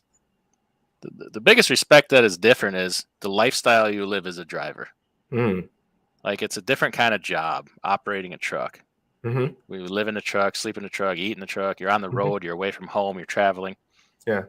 You take that out of the business, out of it, and you gotta realize we're just like most other businesses, other than that aspect. Mm-hmm. So we make a lot of decisions thinking we're so unique, but we're really subject to the same laws of economics and market demand and everything else that every other business is subject Mm-hmm. to. Sure. Once you Yeah. take away the lifestyle, Mm-hmm. like, you don't mean that is a big factor because Yeah. it affects you and being able to recruit people and find help, Yeah. keep help, how you have to treat them, and the regulations. Mm-hmm. Everybody has airline pilots have regulations, railroads have regulations. Mm-hmm. Yeah. So sometimes we lose sight of that, and it's easy to, because this Yeah. can be a very emotional roller coaster business too. But they Oh, all yeah. are. If you're a business owner, Yeah. you're on an emotional roller coaster. I got It news ain't. for you. It ain't easy. No, I Huh? mean, you're a It business ain't. owner. You don't drive a Yeah. truck. You Yeah. sometimes find yourself on a roller coaster? Look, it ain't easy. Absolutely. I think I told you one time that there's a podcast I listened to, and man, it's great. Let's see, going all the way back to 2010, I want to say. I've been listening to it, 2009 or so. Any rate, and it was all about entrepreneurs in the tech space, right? And but it doesn't matter whether we're talking about tech or whether we're talking about some other industry, right? In regards to doing business, it's all the same. You know why? Because people are involved. You know what I mean? I Mhm. mean, we all go through, we're human. You know, it doesn't matter if you're Steve Jobs, it doesn't matter if you're Bill Gates or Jeff Bezos or Elon Musk or whomever, right? Or the president, it doesn't matter. There are when the lights are turned off, right? The cameras are off and what have you. We are not still sitting here waiting for the camera to come back on and start, where we left off, right? There's other things that we deal with, right? There's other things that we go through, still got to go get your oil changed, right? On your Yeah. car, you still got to walk the dog, right? And we still have to do all these different things. So there are things that, and then at the same time, we still have to run a company, right? And we go through so many different things. So yeah, no, there's so many challenges, and some days you wonder, hey, is this all worth it, right? And Yeah. you know Sometimes 10 times a day you wonder that, and then 10 times a day you're back the other direction like, "Oh, this is great. Is it worth it? No, it's great. Well, is it really worth it? Yeah, it's great." Back and forth, depending on, who backed into your truck, who didn't load your truck, yeah, who didn't pay the bill, yeah, what broke yeah, on the truck. yeah, yeah. It's a roller coaster. Nobody ever said it was gonna be easy. No, and that's anything, man. You know, I I think that, like, even for you, when you're talking about trucking, it's so different, and then being in the truck. Um, well, think about it, and you tell me, because I've never driven a truck, but being in a truck for that many hours at a time, and I'm just thinking in one day, right? I'm not thinking about Mhm. today, tonight, tomorrow, the rest of the week, the rest of the month, the rest of the year, the entire year. That's a lot of time to think. Am I Oh, right? you get deep in your head too. You will trust me. You'll Really? go down some rabbit holes. Oh, yeah. Yeah. Yeah. That's a lot of time to think. And then, and back in the day, when I was a kid, man, we'd go on trips and we'd be in the car and then I'd see a truck driving by, right? And it looked really cool and all that good stuff. But back then it was what, the radio and I guess the Yeah. CB, right? And so you got to hear those regular shows and you get to another part of the country and, that's what you have to Yeah. listen to. But today, you have access to so much, while you're in that Yep. truck. And so therefore you get to pick what you want, I guess, to hear or listen to, and you can absorb a lot, while you're Yes. in the truck. And so you have nothing but time at that point. Am I right? We have That's unique opportunities in that you could get a college education rolling down the road while you're and getting that paid to do too. your job. Wow. You could literally get a degree or the equivalent of the knowledge Right. from, audiobooks, YouTube, you name it. Wow. So I mean, it's all how you choose to approach it. But on Right. the other hand, you could Absolutely. get, if you choose to, you could let yourself get really depressed. And That's see a real thing in trucking.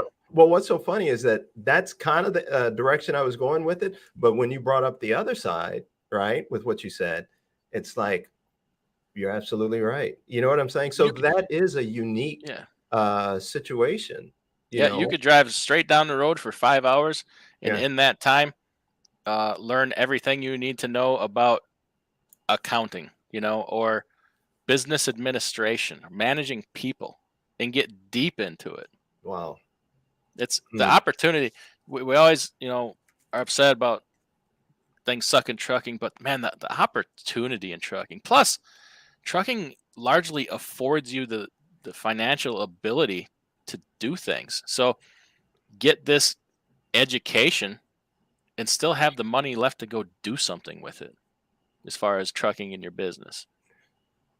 The opportunities never end in trucking. Mm. It's just what level we want to do it on.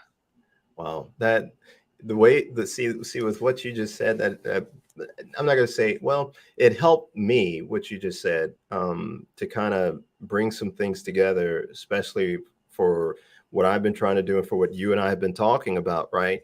I may say, hey, you can do this, you can do that, and be able to do this with your business and what have you. But that's real when you're able to have that time, right? And you decide what you're going to do with it. And you can, like you say, get an accounting degree or be able to learn about accounting or how to manage people or how to do these different things that matter within your business. Learn about this certain type of technology or learn about what's what's going on in the world, some things about economics and things like that. We choose what we want to put inside of us, right? We choose, we have a choice to do that. Yes. And so what we choose to put in us is what is going to come out. So Yes. we have that opportunity. So for me, when we talk about, hey, Paul, how do you get when you're running your business? Do you ever have issues, challenges, problems, and and all this stuff and what have you?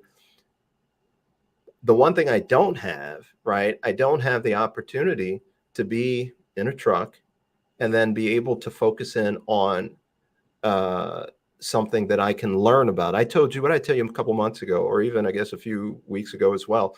I wanted to write, right? I just want to Hmm. take some time and just do that. There's times I've said, hey, man, I just need to, on a weekend, I just need to go get a hotel room and just lock myself in there and just get focused. So then I can remove myself from certain distractions, right?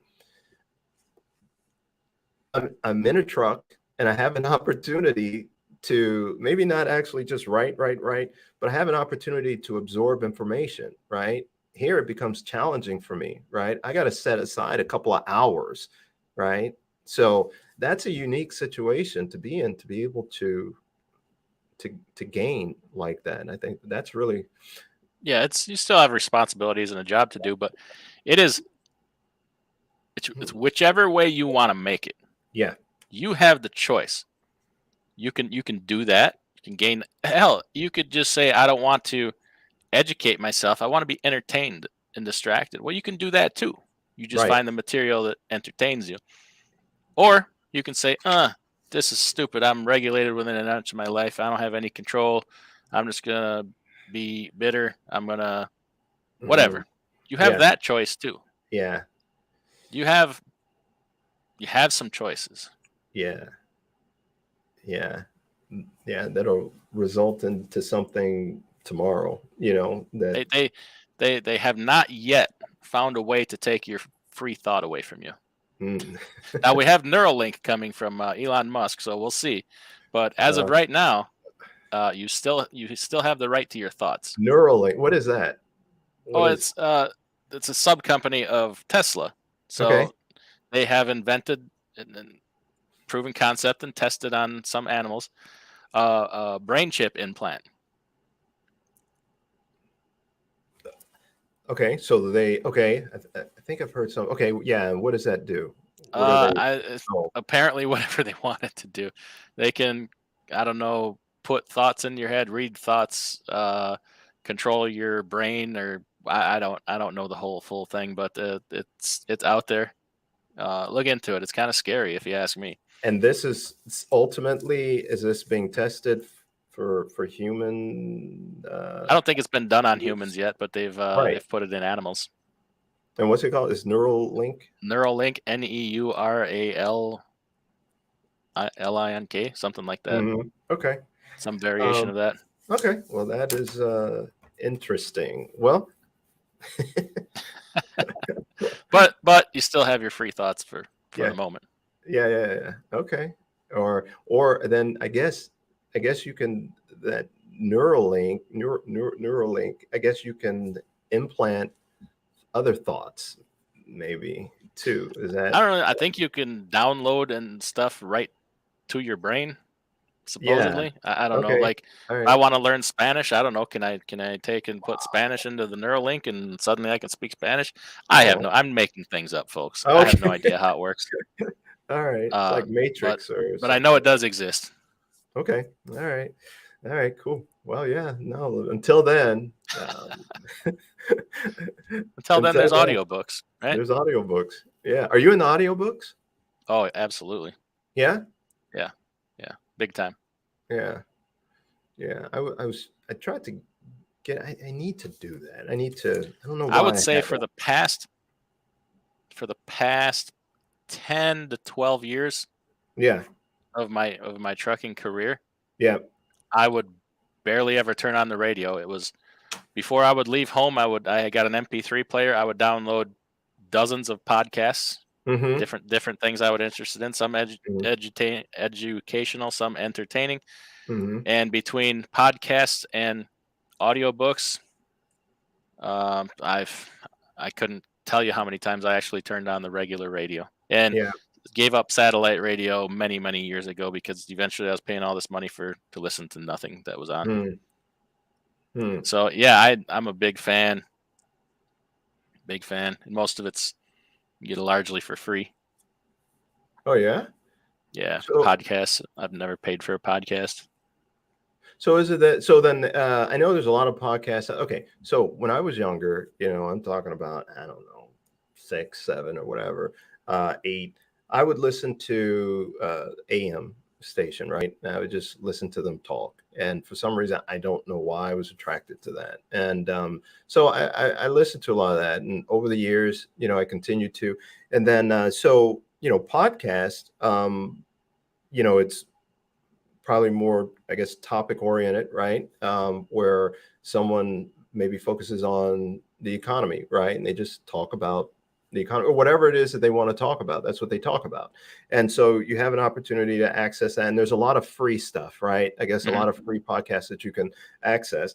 And then, like you say, you have the audio books, right? And so that, I would assume, just about any book you can get as an audio book. Is that right? For the most part, yeah.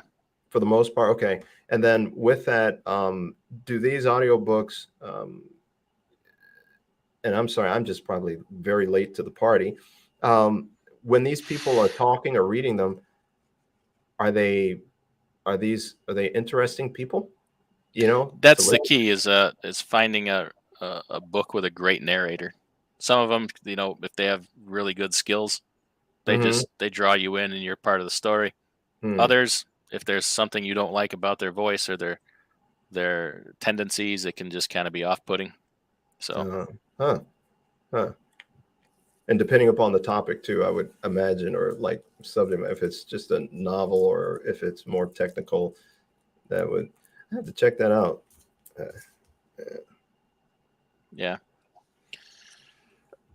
boy, we talked about a lot of different things here again today. We always kind of get down a side path. mm, As far as we talked about a little bit of crystal ball of equipment and things. Freight, I've thought a little bit about it, not a lot.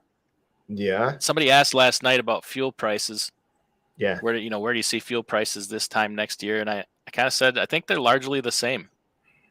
I don't think they're a lot different. We're going to have some spikes up and down here and there. Of course, there's an election coming up. You know how they like to play with fuel prices during an election. But I think, looking to this time next year, not substantially different. Probably a little bit higher. We settle in a little higher than here, but I don't think lower. I don't think there's anything happening to make them lower. I Hmm. don't think we're $10 a gallon. Probably somewhere between 5 and 6, something like that. Hmm. As far as freight, I kind of see things largely like they are, just kind of ho hum. Nothing. I don't really see anything exciting. If Shanghai opens back up, we get some influx of freight there. I don't think the holidays are going to be very exciting this year for freight.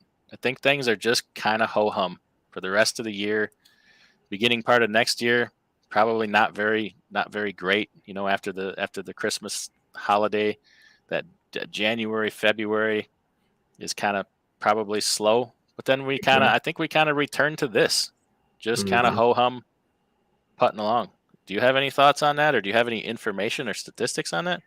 No, I mean, the things that I would look at is, one, the interest rate, right? I mean, we don't know where that's going to fall, but I mean, that'll have an impact on things, and trying to slow down the economy.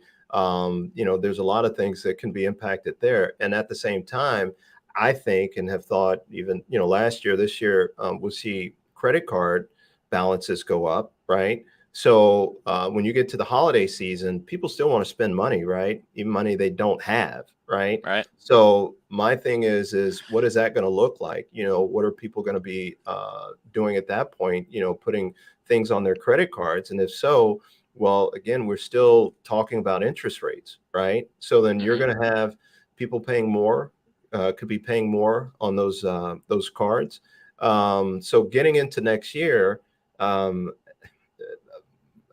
the one thing that concerns me is the job market, right? In terms of jobs that are out there, in terms of the pay, because we're still going to be dealing with inflation, right? It's not like tomorrow it's just going to drop. It's just going to go away. So how are people going to be spending money when we come to next year? Because if we have balances, on these credit cards, then you're not going to see people spending money. I mean, right now we do have the two sides, right? Like we say, the haves and the have-nots. And we do have people that are continually spending money right now, and they are able to. How is that going to look next year? What they're saying right now is that, upper middle class or what have you, there are people who are now going to Walmart and shopping, who did not before. Yeah, from the upper class. Yeah. From upper class, right? And they're going there and doing grocery shopping, right? I mean, you go to Walmart, and I can go over here to the store across the street. Eggs were like $3.99, for a dozen. And then at Walmart, you go there and they're, I don't know, $2.19 or something like that. I know they were $1.79, I think it was. So it's like, that's a huge difference. And then you go over there today, they've dropped it by $1. It's $2.99, right? I don't know what it is at Walmart, but the point is that you can find a substantial difference, right? From one place to another. So you'll see people moving from less spending on of discretionary items, right? And more on the basic stuff. So, I would look at that being what's trading off right now, is that a lot of people are probably focused more on the basic stuff, even those that do have a little money. So you got to see where the consumer's at. That's what drives things. And if the consumer doesn't have money to spend, I don't see that things get a whole lot better. And then if we have things, the interest rates keep going up, like you said, and different things that keep causing the consumer to have less money, nothing's really going to change for us in the freight world. And in fact, if they take too much money out of the consumer's hands, things get a little worse for us. And they could, right? That's what they're trying to avoid. We're hoping. Yeah. Too much too fast. That's where it comes into play. They should have started last year with these interest rates. They could have done it more slowly and not just rip money out of the consumer's hands with this inflation. Yeah. So that was a misstep, and we're paying a price for it. Yeah. And we have a whole lot of other things that we talked about earlier that we don't have any clarity on yet, like a war, possibly another virus type thing going around that we don't, in its infancy, we have no idea. Yeah.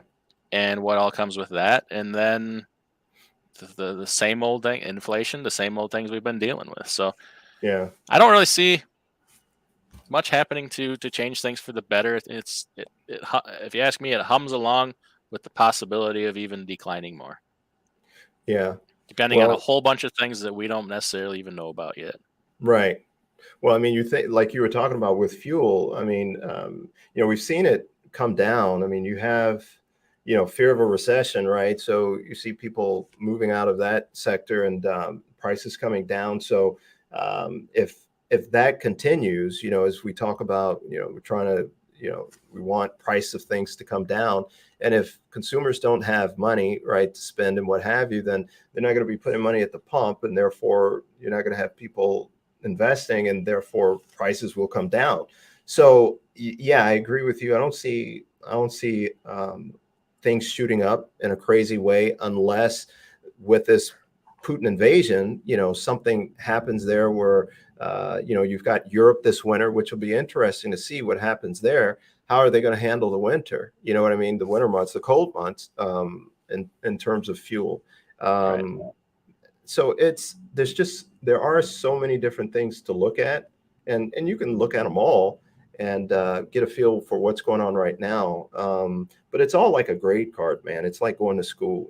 I go to school, and my parents are like, "How you doing in school?" "I'm doing great," but they don't know until they get the grade card, right? And then they Right. see all these C's, D's, and F's and what have you. But at the time that they asked, right, that was the time to do something about it, right? Yeah. And so we can be involved as much as we want to be involved right now to kind of know some things, and then make some moves to try and bring those grades up to an A. So I would say, we just continue to pay attention to what's going on, and make decisions based on that. Best you can do. Best you can do. And Yep. get a subscription to your newsletter. Yes, sir. Absolutely. And with that, again, paul.k@fr8connect.com, or go to www.fr8connect.com, and just put your information in there. All that's needed is like your email address, your phone number, name, if you have a MC number, and we'll get that information out to you. And in regards to cookies, it's been a while since it's so funny. I look at you and I see the smile. So that's a good thing, I guess. Mhm. It's been a while since I have made some, but yeah, I was talking to a friend, and I was like, man, I gotta get back on that. And I'm telling you right now, in front of 60 people watching, and thousands are going to watch the replay. yeah, If this freight thing doesn't work out, like, I'm dead serious. You got a cookie. You got a future in cookies. yeah, I mean, that your cookies are amazing. I appreciate that, sir. Like nothing you would even buy in the store. Yeah, yeah, uh, I've got to make some. I haven't even had one in a while. So yeah, All yeah. right. And you know Couple. what's so funny about that, man? I'll have someone. I had a friend, and I hate to say this, but I don't know if I told you before. He said, "Hey, Paul, you know what? You got to try this cookie." A coworker of mine, his wife made him, and I said, "Oh, okay, cool." So I ate it. Right, he gave it to me. I ate it, and I looked, and he said, "Yeah, what do you think?" I said, "Man," I said, "this is the type of cookie that you make when your daughter says, 'Hey, mom, we need to make cookies,' and you're like, 'Okay, okay, okay,' and she asks you again, and it's like 3 weeks later, and you're like, 'All right, let's do this,' and you make the cookies, but they don't leave the house, right? You're Hmm. just appeasing your daughter, and you make the cookies, and you're done." And I told him that, and he said, "You know what? You're a jerk." And I said, "What do you mean? I'm just telling you what." He said, "You're a jerk for saying that." And I said, "I mean, I don't know. I mean, I like cookies, and there's a certain type of cookie I like." Yeah, And and I'm just, I don't know how you figured all this out, but you figured it out. yeah, I'm telling you, it's cookie game is strong. yeah, yeah. I Yeah, yeah. appreciate that, sir. You might see me smiling, but you don't see me drooling right now.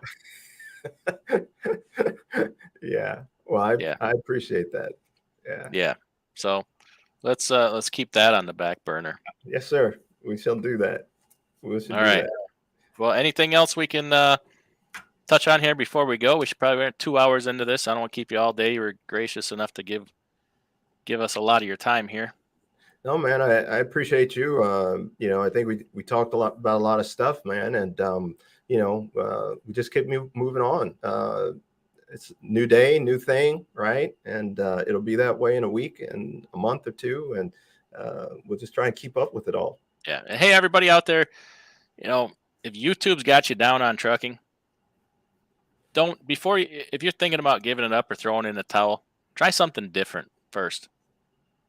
First of all, block that out. because that's largely garbage, right? There's some things that are in your control. Give it a try. Give it a try, and just if you need some consult on that, or to see what you can do, give Paul a call. Like, he'll talk to you. It's what we're doing today. Everything I got to say is right here for you. Yeah. But don't let somebody else manipulate your emotions into shutting down your business.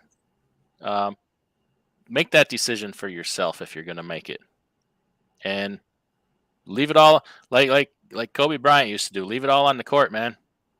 Leave it all on the court. Yeah. And if you do decide then to hang it up, you know that you gave it everything that you had. Absolutely. So there's just that. But well, Paul, thanks for coming in. We're gonna Yes, wrap sir. this up. Everybody, make sure to hit the thumbs up button on the way out, and get subscribed to Paul's newsletter. Information is power, and we will see you all next time.